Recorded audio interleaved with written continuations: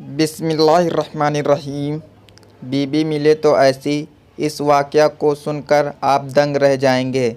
एक खातून जब भी अपने शौहर की पसंद का खाना लाती तो शौहर कहता, अच्छा है, लेकिन मेरी माँ इससे बेहतर पकाती है। बीबी शौहर को मुस्कुरा कर देखती है और चली जाती है। और जब भी बीबी अच्छा परफ्यूम लगाती, वह उससे कहता, कमाल है, मेरी माँ की खुशबू की तरह है। वह मुस्कुरा कर रह जाती है।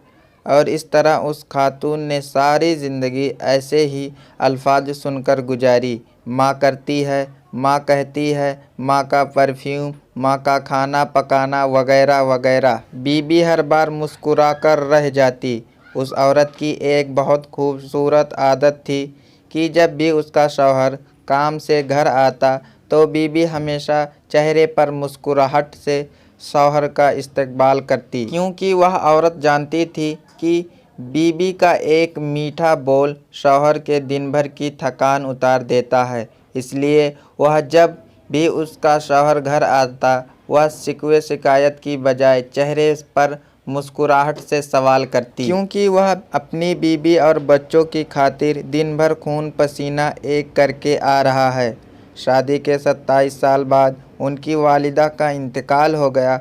वालिदा की तदबीर के बाद शौहर अकेला बैठा था। उसकी बीबी उसकी आजमाइश में उसे तसल्ली देने लगी तो उसने उससे कहा, अब तुम्हारा खाना पकाना मेरी माँ के पकाने जैसा हो गया है, और तुम्हारी बातें मेरी माँ की तरह हैं, और तुम्हारी हंसी और तुम्हारी खुशबू भी मेरी माँ जैसी हो गई है। बीबी मुस्कुराकर बोली, वो कैसे? तो शौहर ने कहा, मैंने तुमसे 27 साल की उम्र में शादी की थी और हमारी शादी को 10 साल हो चुके हैं। अब तुम मेरी माँ जैसी सोच रखने लगी हो। बीबी कहने लगे कि आप रियाजी के प्रोफेसर हैं, फिर भी आपका हिसाब गलत है। शौहर ने कहा, वो कैसे? बीबी कहने लगी, मैं जब तक जिंदा हूँ आपकी माँ के बराबर नहीं बन सकती। उनके 34 साल देने मेरा 27 साल के बराबर नहीं हो सकता, और जिसके कदमों के नीचे जन्नत है, मैं उनके बराबर नहीं हो सकती। शौहर फेरत जज्बात से रो पड़ा और कहने लगा, क्या तुम्हें कभी मेरी माँ से तस्बीह देने की तकरार से परेशानी नहीं हुई? मैं हर काम में माँ को याद करता था, उनकी तारीफ़ करता था, जैसा कि दूसरी ख़वातीन करती हैं। उसने कहा, नहीं, अभी नहीं, बल्कि मामला इसके बरअक्स है। खाविंद ने कहा कि वो कौन सी बातें हैं जो तुम तमन्ना करती रही और मैं तुमसे पूछ ना सका? बीबी ने कहा कि जब भी आप अपनी माँ की बात करते हैं और मेरा मवाद ना उनसे करते थे, मैं कहती थी, अल्लाह मेरे बेटे के दिल में भी मेरी मोहब्बत वैसे ही डाल दे जिस तरह तूने उन्हें इसकी दादी की मोहब्बत इसके बाप के दिल में डाली है, क्योंकि आपकी अपनी वालिदा से मोहब्बत तमाम हदों से बढ़कर है, और मैं भी ये चाहती हूँ कि मेरा बेटा भी मुझसे वैसी ही मोहब्बत करे जैसी आपने अपनी वालिदा से करते हैं। और मेरे सरताज, मुझे आप पर फ़ख्र होता है, क्योंकि आपका बेटा आप पर ही जाएगा। अल्लाह हमें वालिदैन की रजा हासिल करने वालों में शामिल फरमाए।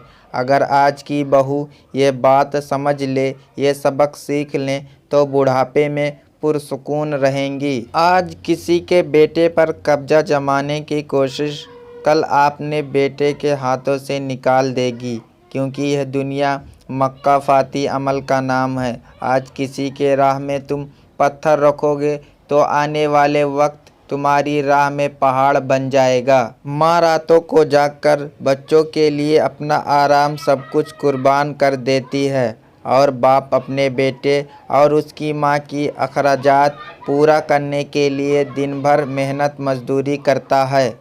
अगर अल्लाह ताला ने वालिदैन के दिल में उनकी औलाद के लिए बेपनाह मोहब्बत और इसरार का जज्बा न रखा होता तो यकीनन बच्चों के सही मायने में परवरिश और तरबियत ना हो पाती। अब अगर यही बच्चा बड़ा होकर अपने वालिदैन को बुढ़ापे की हालत में बेयारो मददगार छोड़ दे ان کے ساتھ حسن سلوک سے پیش نہ آئے، ان کی گستاخیوں بے ادبی کرتے تو اس سے زیادہ بے انصافی اور جرم کیا ہو سکتا ہے۔ اللہ تعالی ہم سب پر رحم فرمائے اور ہم سب پر اپنے والدین کے ساتھ اچھے اخلاق کے ساتھ پیش آنے کی توفیق عطا فرمائے۔ جن کے والدین زندہ ہیں ان کو لمبی عمر عطا فرمائے اور سننے سے زیادہ عمل کرنے کی توفیق عطا فرمائے، آمین ثم آمین۔ پیارے دوستو، امید کرتا ہوں کہ آپ کو یہ ویڈیو بہت پسند آئی ہوگی۔